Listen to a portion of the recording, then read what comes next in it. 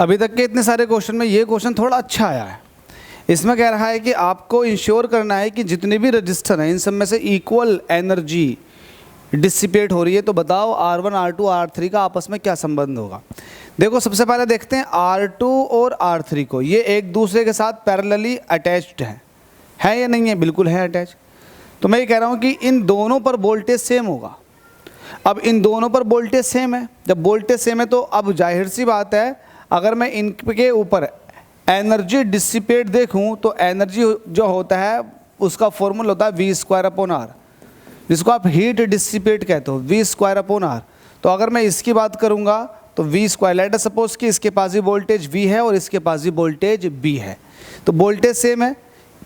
और नीचे अगर रेजिस्टेंस लिए जाएंगे तो ये हो जाएगा R2 और ये हो जाएगा R1, नहीं R3, ये तो हो जाएगा। इन दोनों पर हीट डिसिपेट का फॉर्मूला मैंने ये लिख दिया।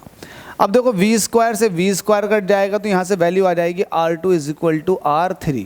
अगर आपको इन दोनों पर हीट डिसिपेट देखना, वो भी इक्वल, तो ये दोनों की वैल्यू इक्वल होनी चाहिए, मतलब R2 R3 के इक्वल। अब देखो R2 R3 के इक्वल इसमें भी है, इसमें नहीं है, इसको काटो। और R2 R3 के इक्वल इसमें भी है, तो ये भी हो सकता है, ये भी हो सकता है। R2 R3 के इक्वल इसमें भी है, तो ये भी हो सकता। इन तीन ऑप्शंस पर फाइट चलेगी। ठीक है, इन दोनों का देख लिया आपने। इन दोनों का देखने के बाद में आपने यहाँ से ये पता लगा लिया है कि ये दोनों की वैल्यू सेम होनी चाहिए अगर आपको हीट डिसिपेट देखना ही है तो।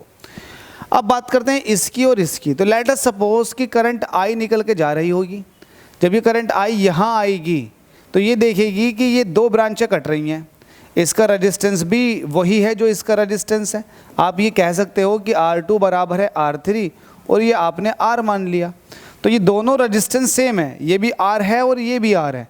तो करंट जो है इक्वली दो हिस्सों में टूट जाएगी, मतलब इसके पास भी I/2 जाएगी और इसके पास भी I/2 जाएगी। यहाँ तक क्लियर है। अब मुझे क्या करना है, इन दोनों पर तो मैंने हीट देख ली इक्वली डिसिपेट होने के लिए R2 R3 के बराबर हो। अब जरा इसमें से किसी एक को ले लो और इसको ले लो, तो यहाँ पर और यहाँ पर हीट डिसिपेट इक्वल करके देखो, आप करके देख लो। हीट डिसिपेशन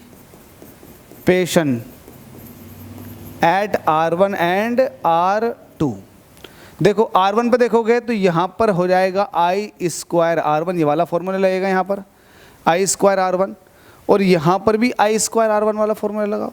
तो यहाँ पर करंट आ रही है I, तो ये हो जाएगा I²R1, और यहाँ पर करंट पहुँची है I/2, तो I/2² इंटू वहाँ का रेजिस्टेंस मतलब R2।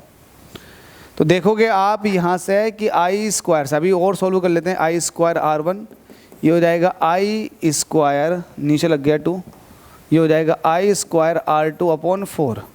तो I² से I² कट जाएगा, तो यहाँ से वैल्यू निकल कर आ जाएगी R1 = R2 / 4। यहाँ से अगर आप और सही करके लिखोगे तो R2 की वैल्यू हो जाएगी 4R1।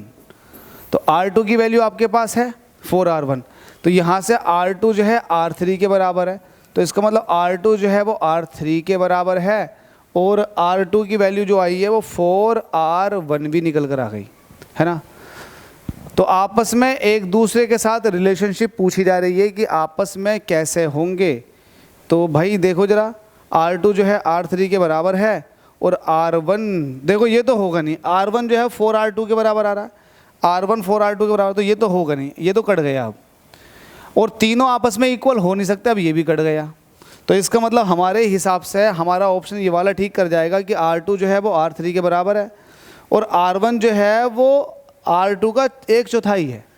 तो R1 जो है R2 का, अगर मैं इन दोनों को ले लूँ तो सही तो है यार बात, 4R1 = R2 है ना। तो अगर मैं यहाँ से R1 निकालूंगा तो ये R2 / 4 हो जाएगा ना, बिल्कुल सही है। तो इसका मतलब मेरा ये वाला ऑप्शन बिल्कुल सही हो जाएगा। मेरा जो ऑप्शन मैच करके गया वो ऑप्शन C करके गया, मैंने कुछ नहीं किया। देखो मुझे तो यहाँ साफ दिखाई दे रहा था ये दोनों पैरेलल में है, तो ये दोनों रेजिस्टेंस आपस में इक्वल होने चाहिए। बाद में आई बात इन दोनों की कि यहाँ पर भी हीट इक्वल होनी चाहिए, क्योंकि इन दोनों की हीट इक्वल हो गई तो ऑटोमेटिकली इसकी हीट भी इक्वल हो जाएगी। तो इन दोनों की हीट इक्वल करके देख ली, वहाँ से मैंने तुरंत पता लगा लिया कि क्या रिलेशनशिप आ रही है रेजिस्टेंसों में।